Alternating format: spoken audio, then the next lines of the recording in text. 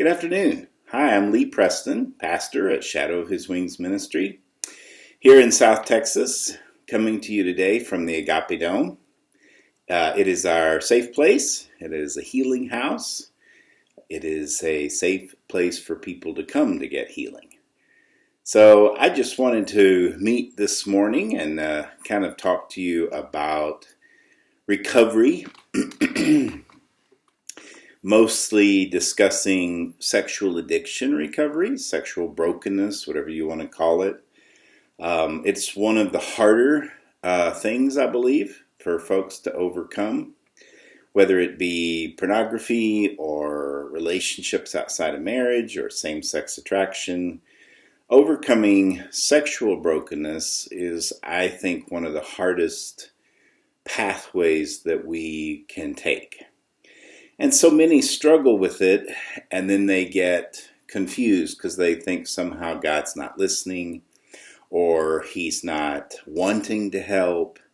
And so, where are you, God? Why would you allow me to struggle with this if you're not willing to change it? And so it's that place of trying to acknowledge God's best while at the same time looking at, why is this sin still in my life? Well, I think it's important to start by looking at truth. I'm going to read a little bit out of the Bible here at 2 Corinthians 10, 3 through 5. For though we walk in the flesh, we are not waging war according to the flesh. We're not waging war according to the flesh. For the weapons of our warfare are not of the flesh, but have divine power to destroy strongholds. Now, this is the important part here. The Bible says, we destroy arguments and every lofty opinion raised against the knowledge of God and take every thought captive to obey Christ. So a stronghold is a place that gets formed out of our wounds. A wound happens, a wound hurts our heart, whether someone says something to us as a kid, whether we experience something as a kid. Pornography, being exposed to it as a kid, can actually be a very significant wound all of its own.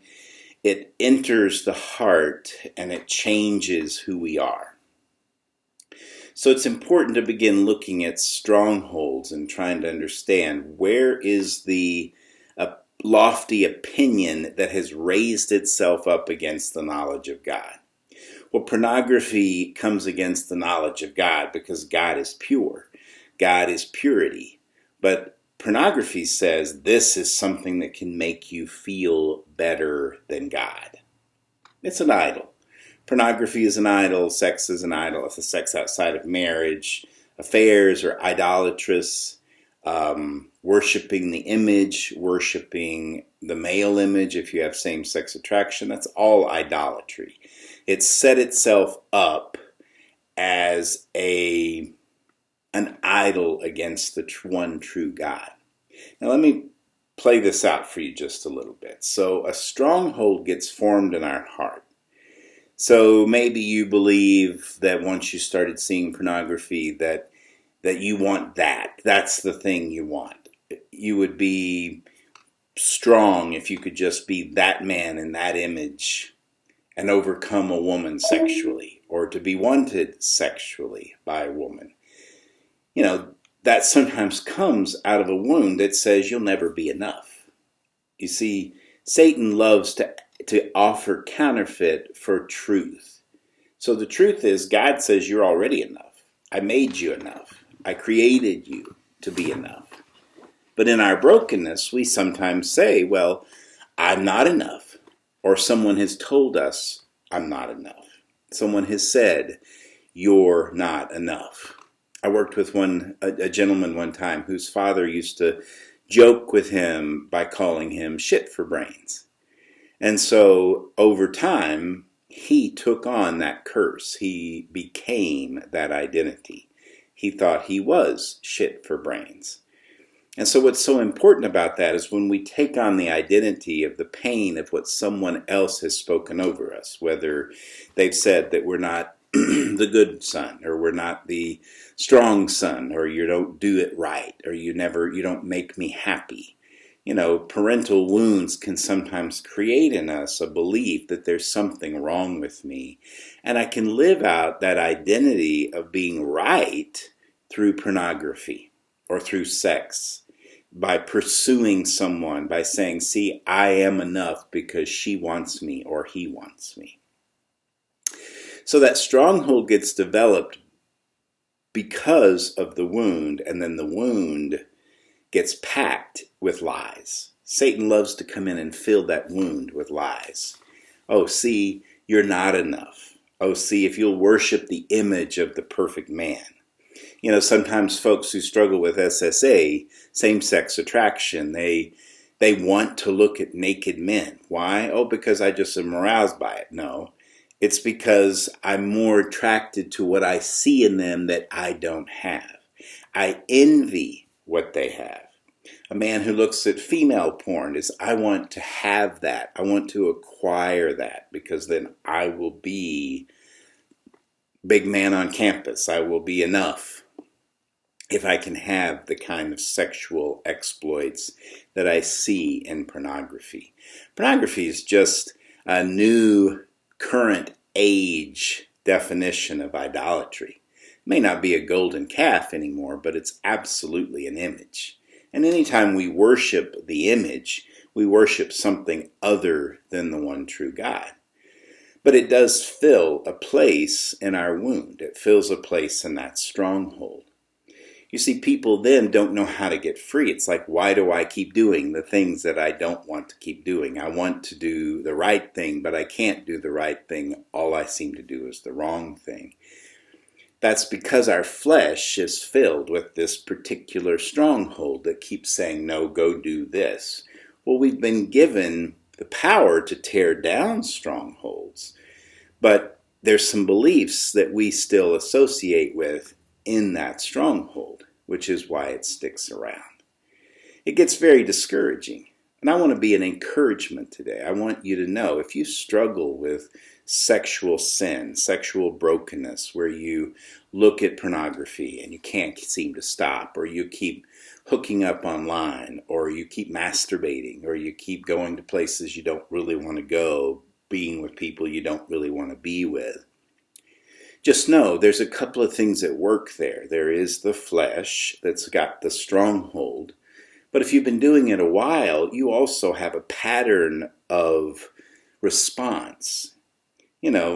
We can sometimes work on tearing down the stronghold, but it doesn't change that we've also used that behavior for years to take care of things we don't really want to look at.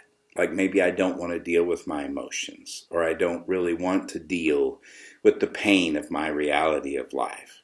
So I hide by using pornography or sexual brokenness to not have to feel. It really is a numbing place. Strongholds allow us to numb, whether it's drugs or alcohol or sex or food or whatever it might be.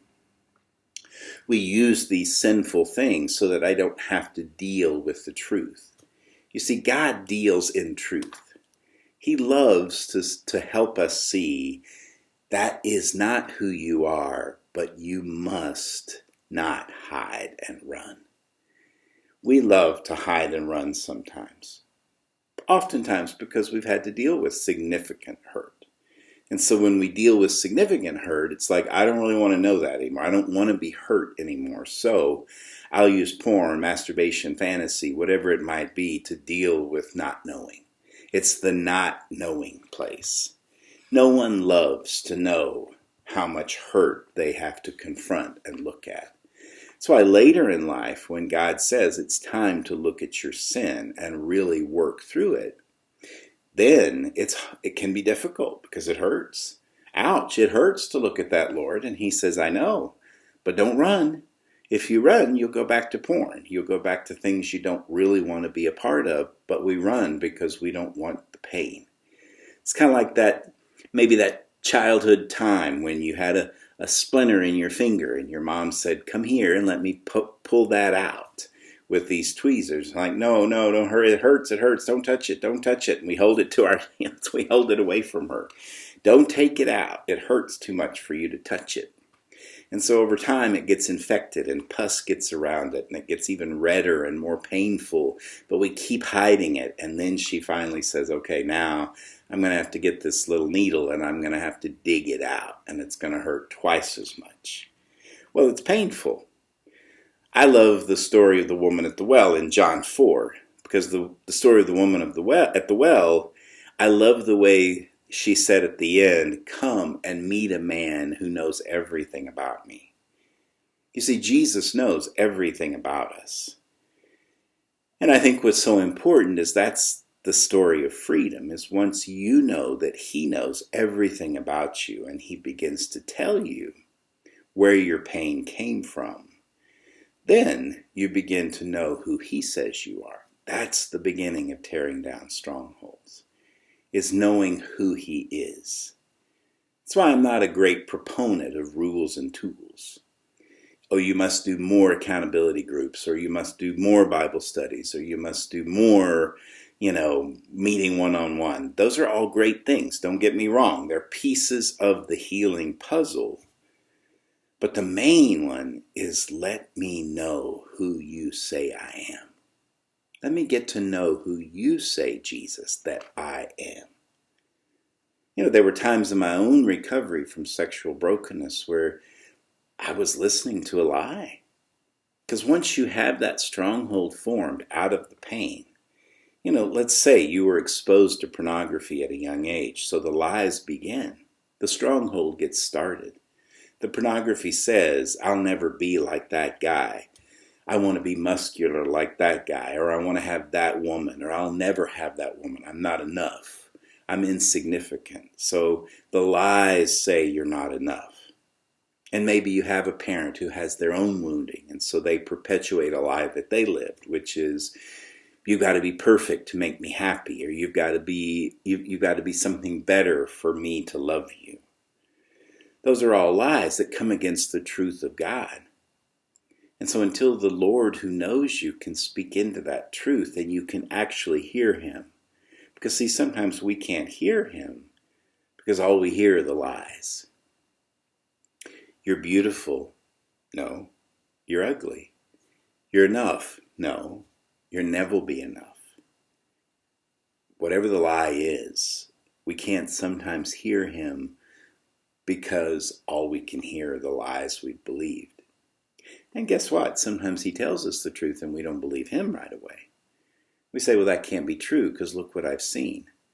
Whether you've been perhaps sexually abused. Well, I was abused, and this is what I learned, is that I saw that this person told me that I wasn't worth being safe. I wasn't worth being okay without sexual junk in my life. This person told me that there was something wrong with me. God says, no, I want to heal that place. I want you to know that I don't see you as that. I don't see you as something being wrong with you. I see the pain of what happened, and I want to help set you free. So once the Lord begins to tell you everything he knows about you, then you begin to find freedom. Then you begin working in truth. Some folks have said, and I remember it, those moments where you find yourself running to your sin and you don't even know how to stop. And then you're done after it's all over and you're like, oh, what have I done? Why did I do this? Well, that's the nature of Satan. He loves to tell us we'll never get free. And then once we act out in our sinfulness, then he says, see, you're just worthless because you can't stop sinning. Because that's where he wants to start the cycle of just continuing to do it again. Oh, see, you've already done it. You might as well just be sin. You see, the identity of sin will always lead us back to more sin. The identity in Christ will lead us to who we really are. No, my child, you're my beloved. I believe that's what he told the woman at the well. I think he not only, first of all, showed her that you're right, the man you're with now is not your husband, and you've had several other husbands. He then said, but let me show you a love that only I can offer you. A love that will fill that cup to overflowing. You see, when Jesus begins to speak truth into our wounds, then our wounds don't hurt so badly. But we have to stop packing our hurt with sin so that he can actually put truth in there. And until we do that, we'll just continue to struggle.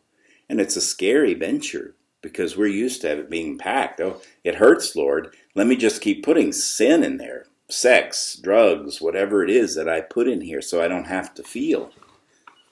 That's made us feel less painful. That's why Satan offers it. It's because it does feel better for a season. Sin does feel better for a season. But it leads you away to death. So when Jesus starts to come into it, he has to rip out all those truths. all that sin. He has to rip out all that sin and all the lies, and it feels empty for a while. I had one woman say, I couldn't stand the emptiness. I felt like there was nothing there. Well, it's because when he begins to clean out the pus of all the lies and the sin in our life, it feels empty for a season. But that's the only way he can fill us with the living water. He begins to fill, and it feels real, and he begins to heal. So rules and tools can be helpful, but they will never bring us to the truth of knowing freedom, because freedom says these things, rules and tools, will help us to have a fence to protect us for a season. But true healing comes when I accept the truth of who Jesus says I am in my heart. Well, you'll never be enough. Let me show you you're enough.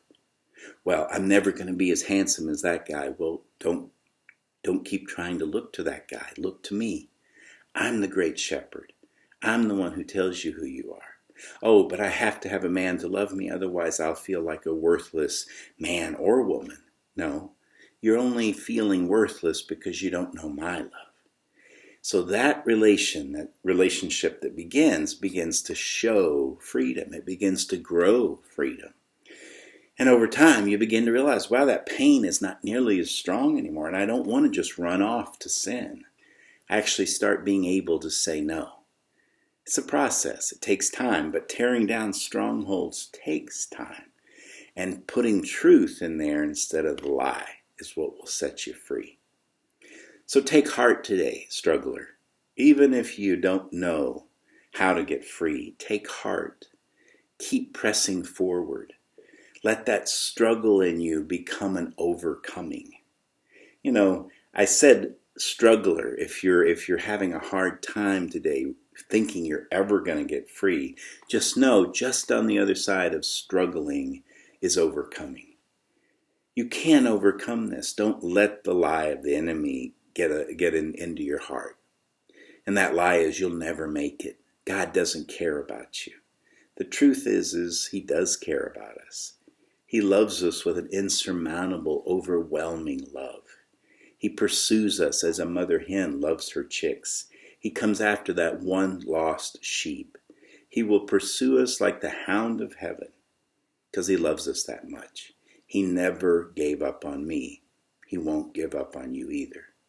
Rules and tools are great, but pursue the relationship of the one who can truly fill the lies of the stronghold with truth and help you be free. Nothing tastes better than freedom. Nothing. Satan tries to say that sin tastes better. It does for a season, because when you're so empty, you'll take anything he offers. But as God begins to fill that place, there's a whole new world of freedom. And freedom begets freedom. The freer you feel, the more you feel free. And that takes time because you've been bound up for quite some time. Live in your journey towards freedom today. You may not be there yet, but don't give up hope. And don't go back to the lie. Keep pressing forward to the truth. I'm glad you're here. We are Shadow of His Wings Ministry. www.shadowofhiswingsministry.com. Will you pray for us? Will you pray that God continue to move people towards our ministry so that people can find truth? That's what we're here for, is to help people find the truth that will help set the captive free. Thank you for listening today. God bless you.